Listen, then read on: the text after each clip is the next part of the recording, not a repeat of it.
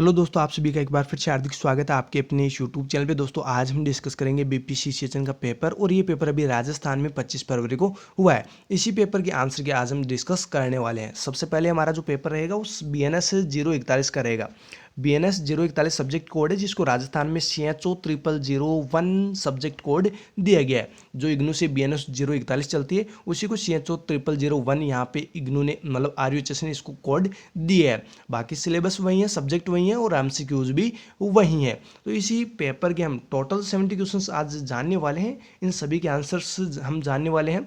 और मैंने जहाँ तक सुना है कि 4 मार्च को एग्ज़ाम है। कुछ बच्चे बोल रहे थे कि सर 4 मार्च को हमारी एग्ज़ाम है BPCCHN की, और उसमें ऑब्जेक्टिव टाइप MCQs ही पूछे जाएंगे। तो आपके लिए ये MCQs बहुत ही इंपॉर्टेंट रहेंगे। साथ ही प्रीवियस ईयर के जो इग्नू के पेपर्स आपको बताए गए हैं उनको भी आप ज़रूर देखिएगा।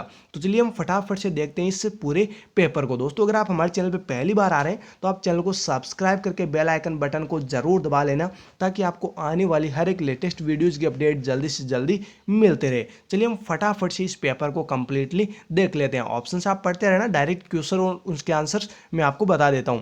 देखिए पहला क्वेश्चन क्या पूछा गया है, आपको शायद नहीं दिख रहा हो तो मैं आपको बोल रहा हूं ना, वो सुन लीजिए कि क्या क्वेश्चन पूछा गया है। देखिए, विच committee recommended integration of preventive and curative services at all levels in India.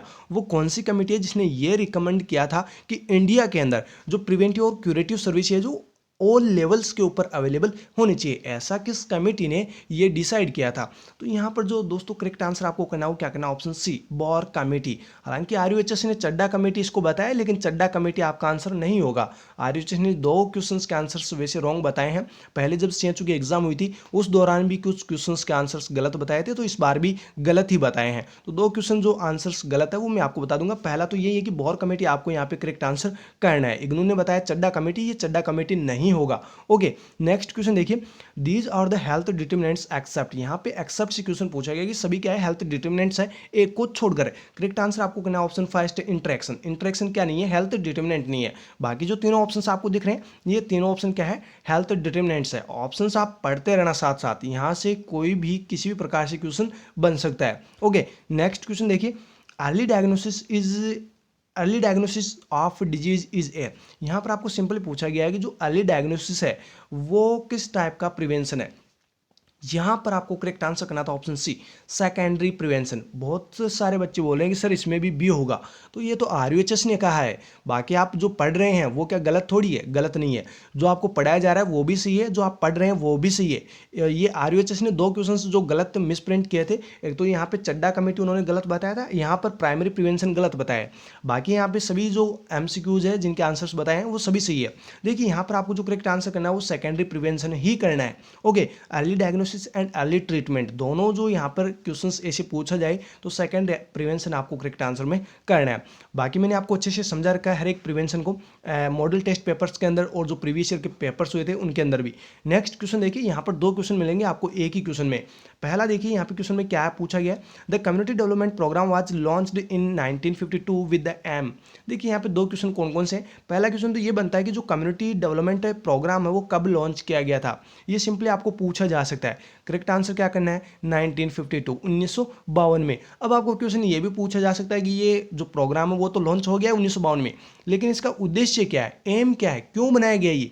तो यहाँ पर आपको फिर करेक्ट आंसर करना option A, overall development of rural areas. जो रूरल एरियाज है उनके डेवलपमेंट के लिए, उनके ओवरऑल डेवलपमेंट के लिए ये प्रोग्राम स्टार्ट किया गया था। ओके, नेक्स्ट क्वेश्चन देखिए, एपिडेमियोलॉजिकल ट्रायड इंक्लूड्स एक्सेप्ट। यहाँ पर भी एक्सेप्ट से क्वेश्चन पूछा गया है, सभी क्या है एपिडेमियोलॉजिकल ट्रायड के अंदर इंक्लूड किए गए, एक को छोड़कर। करेक्ट आंसर आपको क्या करना है ऑप्शन फर्स्ट, डिजीज को छोड़कर एनवायरमेंट एजेंट हाउस। आप ऑप्शंस पढ़ते रहना, ये सभी एपिडेमियोलॉजिकल ट्रायड है। ओके, नेक्स्ट क्वेश्चन देखिए, the supportive supervision process includes except. यहाँ पर भी एक्सेप्ट से क्वेश्चन पूछा गया किस, ये यहाँ पर जो इंक्लूड्स किए गए हैं किसमें, सपोर्टिव सुपरविजन की प्रोसेस के अंदर, एक को छोड़कर। करेक्ट आंसर आपको करना ऑप्शन बी, पनिशिंग को छोड़कर। बाकी सभी जो ऑप्शंस दिए गए हैं वो क्या है, सपोर्टिव सुपरविजन की प्रोसेस के अंदर इंक्लूड किए गए हैं। नेक्स्ट क्वेश्चन फिर से सपोर्टिव सुपरविजन से, the main resources required for an effective supportive supervision are. जो इफेक्टिव सपोर्टिव सुपरविजन है उसके लिए कौन कौन से रिसोर्सेज की जरूरत होती है। करेक्ट आंसर आपको करना है यहाँ पर option A. Option A, transport की जरूरत होती है, सफिशिएंट टाइम की जरूरत होती है, एप्रोप्रिएट टूल्स की जरूरत होती है और साथ ही पीरियोडिक रिव्यू मीटिंग की भी जरूरत होती है। आपने सपोर्टिव सुपरविजन तो किया है, लेकिन उसकी मीटिंग करना भी जरूरी है कि कितना क्या बेनिफिट हुआ है इस चीज़ से, तो वो भी रिव्यू करना भी जरूरी है। तो ऑप्शन आपको ए यहाँ पे करेक्ट आंसर करना है। ओके, नेक्स्ट क्वेश्चन देखिए, बहुत ही अच्छा क्वेश्चन है ये। क्वेश्चन फ्यूचर में एग्जाम्स में पूछा जा सकता है। देखिए क्वेश्चन में क्या पूछा गया, the body weight of an individual constitute by proteins is. Body weight यानी बॉडी के अंदर कंप्लीट टोटली बॉडी वेट का कितना परसेंट या फिर कितना परसेंट आप बोल दीजिए कितना प्रोटीन बॉडी के अंदर होता है। सिंपली आप ये समझ लीजिए कि एक मान लीजिए कोई पर्सन है 60 केजी का, अब 60 केजी का कोई पर्सन है तो उसमें कितना प्रोटीन होगा उसकी बॉडी के अंदर। ये सिंपली आपको पूछा गया कि हेल्दी इंडिविजुअल्स के अंदर यानी कि एक ह्यूमन बॉडी के अंदर कितना प्रोटीन होना चाहिए या फिर कितना प्रोटीन होता है। करेक्ट आंसर आपको करना है यहाँ पर ऑप्शन बी, 1/5। आपको करेक्ट आंसर क्या करना है, 1/5, यानी कि पूरी बॉडी के अंदर 1/5 प्रोटीन होता ही होता है। ओके, नेक्स्ट क्वेश्चन देखिए, विच is not an essential amino acid. यहाँ पे एक पूछा गया कि कौन सा इसेंशियल अमाइनो एसिड नहीं है। करेक्ट आंसर आपको करना है ऑप्शन सी, लिनोलिक। जो लिनोलिक एसिड है वो कौन सा है, ये इसेंशियल अमाइनो एसिड नहीं है, ये है फैटी एसिड। फैटी एसिड कौन सा है, इसेंशियल फैटी एसिड है। ध्यान रखना, इसेंशियल फैटी एसिड पूछे तो आपको आंसर में करना है लिनोलिक एसिड। बाकी अगर आपको पूछे इसेंशियल अमाइनो एसिड तो यहाँ पे जो 3 ऑप्शंस दिए गए हैं ये क्या है, इसेंशियल अमाइनो एसिड है। नेक्स्ट क्वेश्चन देखिए, बहुत ही अच्छा क्वेश्चन है। Which of the following statement is correct about the rate of cell growth in relation to chemotherapy। देखिए यहाँ पे आपको वो स्टेटमेंट बताना है जो बिल्कुल सही है, किसके रिगार्डिंग, सेल ग्रोथ के रेट और केमोथेरेपी के रिलेशन के रिगार्डिंग। तो यहाँ पर जो आपको करेक्ट आंसर करना हो क्या करना, option C, fast growing cells are more susceptible to chemotherapy. जो फास्ट ग्रोविंग सेल्स होती है वो केमोथेरेपी के प्रति मोर ससेप्टेबल होती है। तो यहाँ पे ऑप्शन सी आपको करेक्ट आंसर करना है। ये रिलेशन के रिगार्डिंग क्या है, स्टेटमेंट सही है।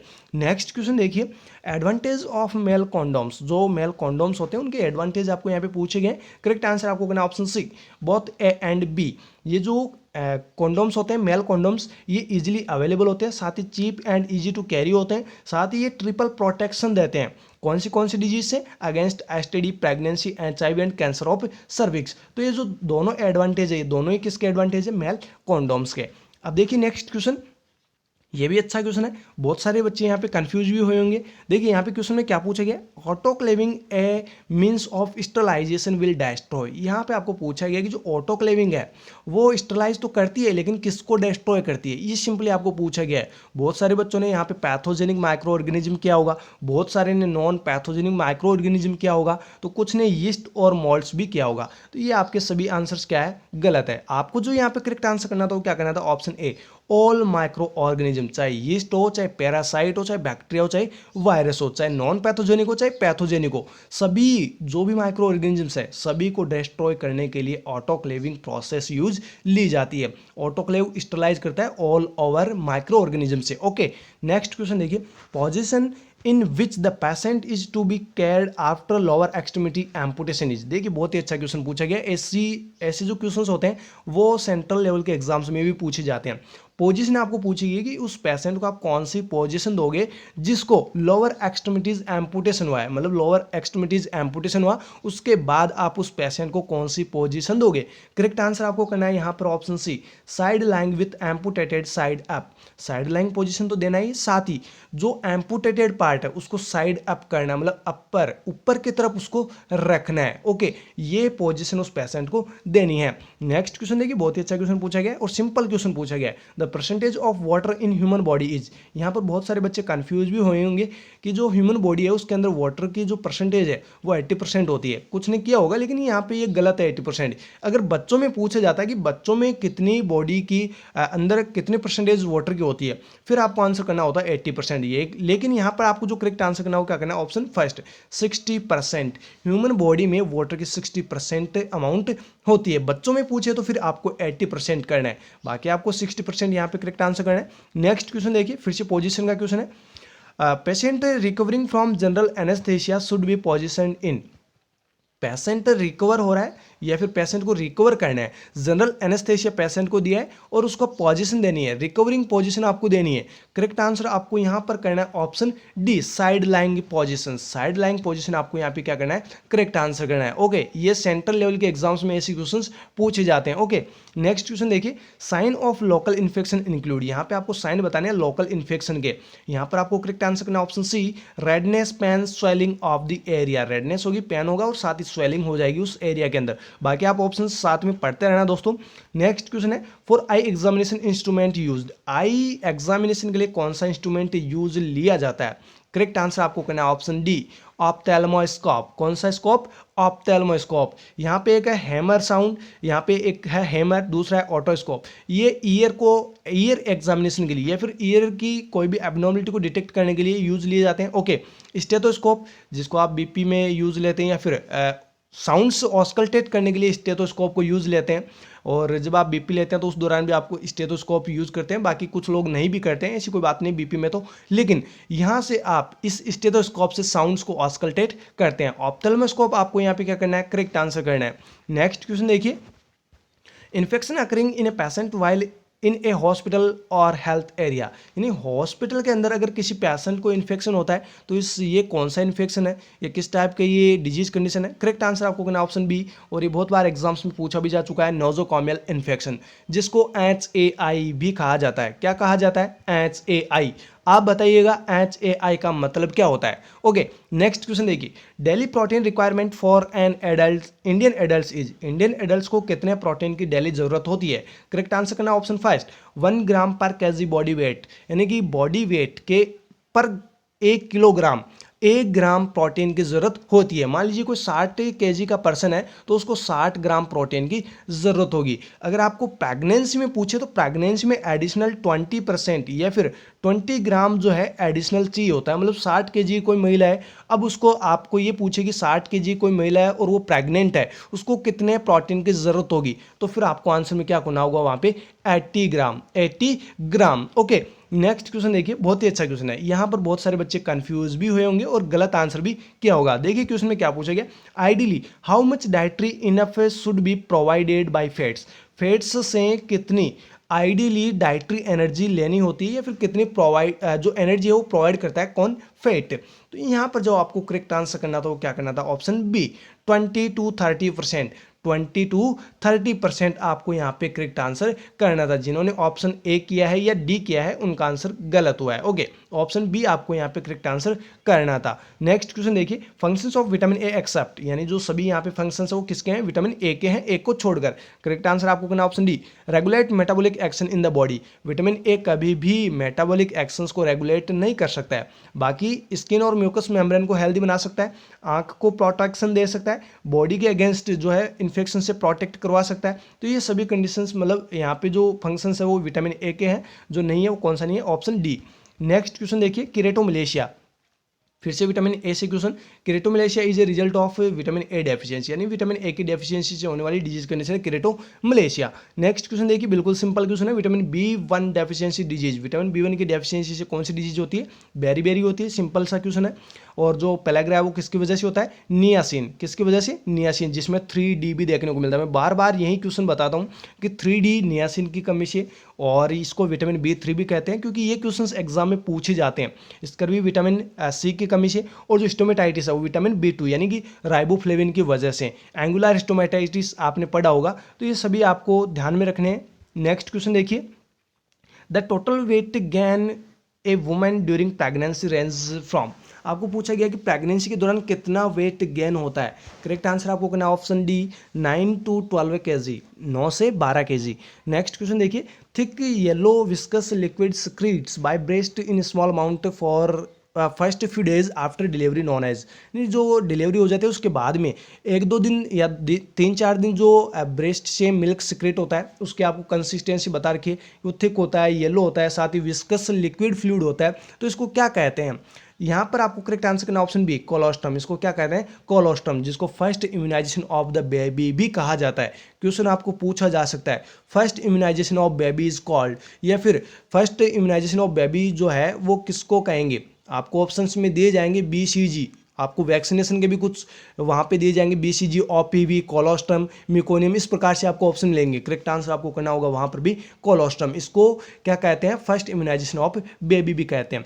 नेक्स्ट क्वेश्चन देखिए, इसमें हाई मतलब जो कोलोस्ट्रम है उसमें बहुत ही खतरनाक एंटीबॉडीज होती है। ओके, नेक्स्ट क्वेश्चन देखिए, the beneficiaries under ICDS scheme are except, यानी जो ICDS स्कीम है उसके अंतर्गत सभी को ये ICDS की जो भी सर्विसेज होती है वो प्रोवाइड की जाती है, एक को छोड़कर। करेक्ट आंसर आपको करना है option first, physical disability, option A यहाँ पे आपको करेक्ट आंसर करना है। बाकी सभी क्या है, ICDS स्कीम के अंतर्गत इनको बेनिफिट मिलता है। नेक्स्ट क्वेश्चन देखिए, under national health mission in rural areas which each ASHA has been made responsible for, जो आशाज होती है उनको कितनी पॉपुलेशन को, मतलब एक जो आशा होती है वो कितनी पॉपुलेशन को कवर करती है, ये सिंपली आपको पूछा गया है। करेक्ट आंसर आपको करना ऑप्शन बी, 1000 पॉपुलेशन। 1000 की पॉपुलेशन पे एक आशा लगाई जाती है और वो 1000 की पॉपुलेशन को कवर करती है। नेक्स्ट क्वेश्चन देखिए, बहुत ही अच्छा क्वेश्चन है, फिर से कमिटी से यहाँ पे क्वेश्चन पूछा गया है। The concept of multi-purpose health workers was introduced in 1974 as per the recommendations of, आपको यहाँ पर रिकमेंडेशन पूछी है, वहाँ पे आपको जो रिकमेंडेशन है वो दी गई थी, लेकिन यहाँ पे आपको रिकमेंडेशन पूछी गई है। क्या पूछा गया, जो मल्टीपर्पज हेल्थ वर्कर है, चाहे मेल हो चाहे फीमेल हो, उनको इंट्रोड्यूस करवाने वाली कमेटी कौन सी है। यहाँ पर भी आपको रिकमेंडेशन दी गई है और पूछा गया है कि कौन सी कमेटी ने ये रूल बनाया था या फिर इसके बारे में बताया था। करेक्ट आंसर यहाँ पर भी आपको करना option first, Kartar Singh committee. Kartar Singh committee जो है वो आपको यहाँ पे करेक्ट आंसर करना है। ओके, नेक्स्ट क्वेश्चन देखिए, minimum antenatal checkup advice during pregnancy period, pregnancy period के दौरान कितने मिनिमम एंटीनेटल चेकअप करवाने चाहिए, बिल्कुल सिंपल क्वेश्चन है, 4 आपको यहाँ पे करेक्ट आंसर करना है ऑप्शन सी। नेक्स्ट क्वेश्चन देखिए, a surgical method to preventing pregnancy in which the vas deferens cut is known as, जो वर्स डिफरेंस है उसको कट करके जो प्रिवेंटिंग है, यानी प्रेगनेंसी को प्रिवेंट करने के लिए जो सर्जिकल ये मेथड किया जाता है इसको क्या कहते हैं। करेक्ट आंसर आपको करना ऑप्शन सी, वैसेक्टमी। यहाँ पे पूरी चीज़ ही बता दी है तो आपको ये तो सिंपल क्वेश्चन पूछा गया है। नेक्स्ट क्वेश्चन देखिए, a community health centres has a indoor facility of, जो CSC होता है वहाँ पे कितनी इंडोर फैसिलिटी होती है, ये सब कुछ मैंने आपको पहले बताया था मॉडल टेस्ट पेपर में, और जो MCQs हमने क्वेश्चन मतलब यूनिट वाइज किए थे उनमें भी बताया था।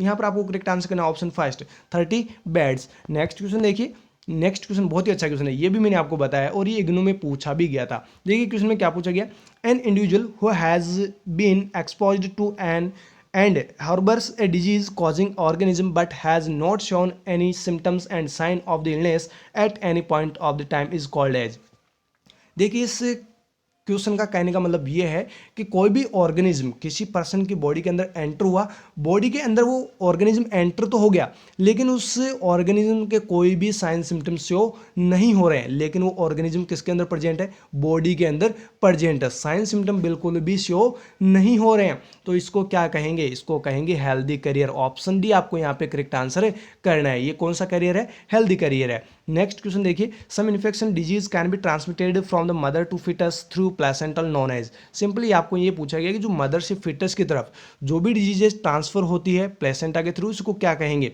इसको कहेंगे वर्टिकल ट्रांसमिशन। इसको क्या कहेंगे, ऑप्शन ए आपको यहाँ पे करेक्ट आंसर करना है, वर्टिकल ट्रांसमिशन। नेक्स्ट क्वेश्चन देखिए, epidemiology is the study of the, यहाँ पे आपको पूछा गया कि जो एपिडेमियोलॉजी है वो किसकी स्टडी है। करेक्ट आंसर आपको करना है ऑप्शन डी, डिजीज। डिजीज की स्टडी को कहते हैं एपिडेमियोलॉजी। यहाँ पे पॉपुलेशन की पूछी जाती तो फिर आपको आंसर में मिलता, यहाँ पे क्वेश्चन में मिलता डेमोग्राफी। डेमोग्राफी अगर पूछे तो फिर आपको पॉपुलेशन करना है, अदरवाइज अगर आपको एपिडेमियोलॉजी यहाँ पे पूछी गई है तो एपिडेमियोलॉजी जो स्टडी है वो किसकी है, डिजीज की। नेक्स्ट क्वेश्चन देखिए, ये क्वेश्चन भी मैंने आपको 3-4 बार बताया था, 3-4 बार अच्छे से बताया था। देखिए क्वेश्चन में क्या पूछा गया, eight which stage does India stands the demographic cycle, जो डेमोग्राफिक साइकिल है उसके अंदर जो इंडिया है वो किस जगह पर या फिर किस स्टेज के अंदर है। करेक्ट आंसर आपको करना है ऑप्शन सी, लेट एक्सपांडिंग। और मैंने ये भी बताया था लेट एक्सपांडिंग में बर्थ रेट और डेथ रेट क्या होती है, डेक्लाइन होती है। क्या होती है, डेक्लाइन, मतलब बर्थ रेट भी डिक्रीज होती है और जो डेथ रेट है वो भी डिक्रीज होती है। ओके, नेक्स्ट क्वेश्चन देखिए, सॉरी यहाँ पर बर्थ रेट तो इंक्रीज होगी बट डेथ रेट जो है वो डिक्रीज होगी। ये थोड़ा सा ध्यान रखिए, थोड़ा सा उल्टा सिल्टा हो गया, मतलब जो लो स्टेशनरी है उसमें क्या होती है, डिक्रीज होती है बर्थ रेट भी और डेथ रेट भी डिक्रीज होती है। लेकिन लेट एक्सपांडिंग में क्या होता है, बर्थ रेट इंक्रीज होती है और डेथ रेट डिक्रीज होती है। नेक्स्ट क्वेश्चन देखिए, sex ratio is used to describe, जो सेक्स रेशियो किसको डिस्क्राइब कर रहा है। करेक्ट आंसर आपको करना option B, number of females upon 1000 of males, मतलब 1000 मेल पे जो फीमेल्स की संख्या है उसको क्या बोलते हैं, सेक्स रेशियो। नेक्स्ट क्वेश्चन देखिए, सिंपल रजिस्ट्रेशन सिस्टम बोले तो एसआरएस, शॉर्ट फॉर्म में क्या बोलते हैं इसको, SRS, provides reliable estimate of birth and death after every, मतलब जो बर्थ एंड डेथ के जो भी डाटाज होते हैं वो कलेक्ट किए जाते हैं एसआरएस से, मतलब सिंपल रजिस्ट्रेशन सिस्टम से। तो ये जो एसआरएस वो कब कंडक्ट करवाते हैं, करेक्ट आंसर आपको करना option first, 6 month, every 6 month, मतलब प्रत्येक 6 महीने से एसआरएस के डाटा जो है वो अपडेट होते रहते हैं। नेक्स्ट क्वेश्चन देखिए, in India birth and death are to be और रजिस्टर्ड विद इन, मतलब इंडिया के अंदर जो बर्थ और डेथ का जो रजिस्ट्रेशन होता है वो कब होना चाहिए, कितने दिनों के अंदर होना चाहिए, करेक्ट आंसर आपको करना option first, 21 days. Next question देखिए, the first census of India was conducted in, India में पहली जनगणना कब हुई थी, करेक्ट आंसर आपको करना ऑप्शन बी, 1881। नेक्स्ट क्वेश्चन देखिए, collecting the data by health workers while patient come the health center to get treatment known as, मतलब आप किसी पेशेंट के डाटाज कलेक्ट कर रहे हैं, वो पेशेंट आपके पास में आया है, वो आपके पास में आया, उसके रिकॉर्ड्स देख के आप क्या कर रहे हैं, डाटाज कलेक्ट कर रहे हैं, तो ये किस टाइप का मतलब सर्विलेंस है, करेक्ट आंसर आपको करना ऑप्शन डी, पैसिव सर्विलेंस। और एक्टिव सर्विलेंस के अंदर क्या होता है, होम टू होम जाकर आप डाटाज कलेक्ट करते हैं, मतलब घर घर जाकर आप डाटाज कलेक्ट करते हैं, वो होता है एक्टिव सर्विलेंस। एक्टिव सर्विलेंस का अच्छा सा एग्जांपल आपको बता दूं, मलेरिया, जब मलेरिया होता है तो जो आशा होती है वो क्या करती है, ब्लड सैंपल लेती है घर घर जाकर, तो डाटा जो कलेक्ट होते हैं वो कौन से होते हैं, एक्टिव सर्विलेंस के होते हैं। लेकिन यहाँ पे आपको करेक्ट आंसर करना option D, passive surveillance. Next question देखिए, which of the following sampling technique ensure that the sample is representing of the population, कौन से वो सैम्पलिंग टेक्निक है जिसमें पॉपुलेशन को रिप्रेजेंट किया जाता है, यहाँ पे सिंपल क्वेश्चन पूछा गया, करेक्ट आंसर आपको करना option first, random sampling. Next question है, which is not a vector borne disease, कौन से एक वेक्टर बॉर्न डिजीज नहीं है, कोविड-19 नहीं है, बाकी सभी क्या है, वेक्टर बॉर्न डिजीज कंडीशन है। नेक्स्ट क्वेश्चन देखिए, मलेरिया, मलेरिया जो है वो कौन सी डिजीज है, प्रोटोजोवल डिजीज है, प्रोटोजोवल डिजीज। नेक्स्ट क्वेश्चन पूछा गया, जापानीज एन्सेफेलाइटिस जो है वो किससे ट्रांसमिट होता है, करेक्ट आंसर आपको करना option first, Culex mosquito.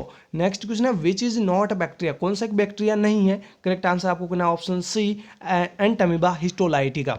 Entamoeba histolytica को छोड़कर बाकी सभी क्या है, बैक्टीरियाज है। नेक्स्ट क्वेश्चन देखिए, a disease of animal that transmit to man known as, animal से मैन के अंदर जो डिजीज कंडीशन से ट्रांसमिट होती है इसको क्या कहते हैं, करेक्ट आंसर आपको करना option C, zoonotic disease. Next question देखिए, which of the following is not complication of diphtheria, कौन सा एक डिप्थीरिया का कॉम्प्लिकेशन नहीं है, बहुत ही अच्छा क्वेश्चन है, करेक्ट आंसर आपको करना है यहाँ पर ऑप्शन बी, हेमरेज। जो हेमरेज है वो क्या नहीं है, डिप्थीरिया का कॉमन कॉम्प्लिकेशन नहीं है। बाकी जो ऑप्शंस दिए गए हैं, मायोकार्डाइटिस जो है डिप्थीरिया का कॉम्प्लिकेशन है, टॉक्सिक न्यूरोपैथी, पैलेटल पाल्सी, ये सभी क्या है, डिप्थीरिया के कॉम्प्लिकेशन है। जो नहीं है वो कौन सा है, हेमरेज। नेक्स्ट क्वेश्चन देखिए, the positive organism of tetanus present, जो टिटेनस होता है उसका जो पॉजिटिव ऑर्गेनिज्म है वो कहाँ पर या फिर किस में प्रेजेंट होता है, करेक्ट आंसर आपको करना option D, soil, dust and dung, यहाँ पर जो है टिटेनस प्रेजेंट होता है। जो टिटेनस का पॉजिटिव ऑर्गेनिज्म होता है वो सॉइल, डस्ट एंड डंग्स के अंदर प्रेजेंट होता है। नेक्स्ट क्वेश्चन देखिए, मिजल्स का incubation period of measles is, measles का इंक्यूबेशन पीरियड बताना आपको, करेक्ट आंसर करना था आपको option D, 10 days. Next question है, हेपेटाइटिस बी में बी ट्रांसमिटेड बाय, जो हेपेटाइटिस बी है वो किससे ट्रांसमिट होता है, करेक्ट आंसर करना ऑप्शन डी, ब्लड। बिल्कुल सिंपल सिंपल क्वेश्चंस पूछे गए आपको।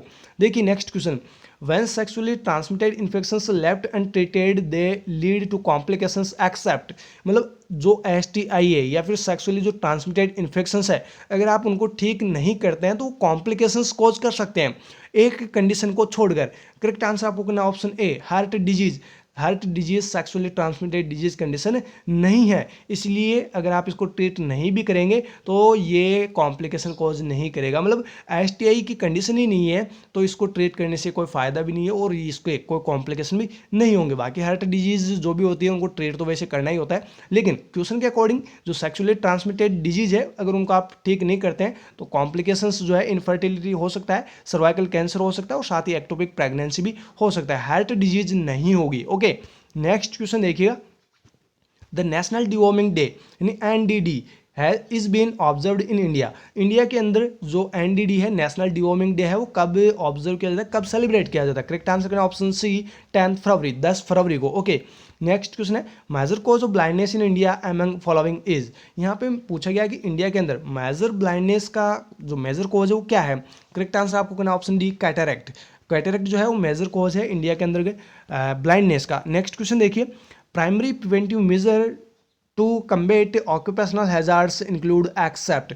जो ऑक्यूपेशनल हैजार्ड्स है उसके रिगार्डिंग सभी प्रिवेंटिव क्या है मेजर्स है, एक को छोड़कर, यानी कि प्राइमरी प्रिवेंटिव मेजर से एक को छोड़कर, एक्सेप्ट से यहाँ पे क्वेश्चन पूछा गया है। यहाँ पर जो आपको करेक्ट आंसर करना हो क्या करना है, option B disability limitation. Disability limitation को छोड़कर बाकी सभी जो ऑप्शंस दिए गए हैं वो क्या है, प्राइमरी प्रिवेंटिव मेजर्स है किसके, ऑक्यूपेशनल हेल्थ हैजार्ड्स के। नेक्स्ट क्वेश्चन देखिए, lead poisoning is also known as. Lead poisoning को क्या कहते हैं, प्लम्बिज्म। लेड पॉइजनिंग की वजह से जो डिजीज होती है वो क्या होती है, प्लम्बिज्म। यहाँ पर आपको सिंपली यही तो पूछा गया कि जो लेड पॉइजनिंग है उसको क्या कहेंगे, प्लम्बिज्म। नेक्स्ट क्वेश्चन देखिए, ADHD यानी attention deficit hyper active disorder is one of the most common mental disorder diagnosed among. आपको ये पूछा गया जो ADHD डिजीज कंडीशन है वो मोस्टली मेंटल डिसऑर्डर है जो किन में देखा जाता है। करेक्ट आंसर आपको करना ऑप्शन सी चिल्ड्रंस, बच्चों के अंतर्गत, यानी बच्चों के अंदर ADHD की डिजीज कंडीशंस देखी जाती है जिसमें बच्चे फ्लैशबैक में चले जाते हैं। आपको ये भी पता होगा ADHD में यानी किसी के साथ कुछ भी पहले मतलब जब बचपन में कुछ घटित होता है तो वो जब बड़ा होता है जैसे जैसे तो उसमें ADHD की कंडीशंस देखी जाती है, वो फ्लैशबैक में चला जाता है। ओके, आपने मूवीज में भी देखा होगा बार बार। नेक्स्ट क्वेश्चन देखिए, विच is not A common symptom of A schizophrenia. कौन सा एक स्किजोफ्रेनिया का कॉमन सिम्टम नहीं है। करेक्ट आंसर आपको करना ऑप्शन डी फोबिया। बाकी जो ऑप्शंस दिए गए हैं वो क्या है, कॉमन सिम्टम्स है स्किजोफ्रेनिया के। नेक्स्ट क्वेश्चन देखिए, इन epilepsy the patient undergoes. Epilepsy के अंदर जो पेशेंट है वो कौन सी कंडीशन में चला जाता है। करेक्ट आंसर आपको करना option D B and C. Both जो बी एंड सी है यानी कि fits of convulsions and loss of consciousness. जब पेशेंट को एपिलेप्सी आती है तो उस दौरान बच्चे में कन्वल्जेंस आएंगे, चाहे बच्चा हो चाहे पेशेंट कोई भी हो, उसमें कन्वल्जेंस भी दिखेंगे, साथ ही LOC लॉस ऑफ कॉन्शियसनेस भी रहेगा, मतलब कॉन्शियसली पेशेंट नहीं रह पाएगा, अनकॉन्शियस हो जाएगा। नेक्स्ट क्वेश्चन देखिए, a mentally healthy individual has. Mentally healthy जो इंडिविजुअल्स होते हैं आप किनको कहेंगे मेंटल हेल्दी। करेक्ट आंसर आपको option D all of the above. Independent personality उनकी होनी चाहिए, पर्पसफुल लाइफ उनकी होनी चाहिए और comfortable placing in social hierarchy. ये सभी अगर प्रेजेंट है तो पर्सन क्या है, मेंटली हेल्दी है। नेक्स्ट क्वेश्चन देखिए, कम्युनिटी हेल्थ एम्स। जो कम्युनिटी है उसका हेल्थ, जो कम्युनिटी हेल्थ है उसका एम आपको पूछा गया है कि क्या उद्देश्य है कम्युनिटी हेल्थ का। करेक्ट आंसर करना option C improvement of health of all. मतलब जो कम्युनिटी के अंतर्गत जो भी पर्सन्स रहते हैं उन सभी को हेल्थ जो है वो इंप्रूव हो, ये क्या है कम्युनिटी हेल्थ का एम है। नेक्स्ट क्वेश्चन है, बहुत ही अच्छा क्वेश्चन है, हेडक्वार्टर ऑफ WHO यानी world health organization is located at. जो WHO उसका हेडक्वार्टर कहाँ पे है, ऑप्शन बी करेक्ट आंसर करना है जिनेवा में। नेक्स्ट क्वेश्चन देखिए, pulse polio program was organized in our country for. जो हमारी कंट्री के अंतर्गत जो पल्स पोलियो प्रोग्राम चल रहा है ये किसको इरेडिकेट या फिर किसके लिए चल रहा है, ये पल्स पोलियो प्रोग्राम किसके लिए चल रहा है, पोलियो के लिए तो चल रहा है, लेकिन यहाँ पे ऑप्शंस दिए गए आपको, spreading polio, eradicating polio, curing polio. यहाँ पर जो आपको करेक्ट आंसर करना हो क्या करना, ऑप्शन बी इराडिकेटिंग पोलियो। मतलब पोलियो तो इराडिकेट कब का ही हो चुका है लेकिन ये वापस ना हो इसके लिए पल्स पोलियो प्रोग्राम अभी भी अपने देश में चल रहा है। नेक्स्ट क्वेश्चन देखिए, at each stage in the process of communication these are possibility of interference which may hinder the process such interference known as। मतलब यहाँ पे कहने का मतलब ये है कि जो कम्युनिकेशन की प्रोसेस है अगर उसके अंदर अगर कोई इंटरफेरेंस आता है, कोई बाधा आती है तो उसको क्या कहेंगे। करेक्ट आंसर आपको करना ऑप्शन सी बैरियर, यानी जो बैरियर्स होते हैं वो कम्युनिकेशन को प्रॉपर्ली नहीं करने देते हैं। ओके, नेक्स्ट क्वेश्चन देखिए, the person who transmit the message is called. जो पर्सन मैसेज को ट्रांसमिट करता है उसको क्या कहते हैं, उसको बोलते हैं सेंडर। मतलब जो सेंडर होता है वो क्या करता है, मैसेज को ट्रांसमिट करता है।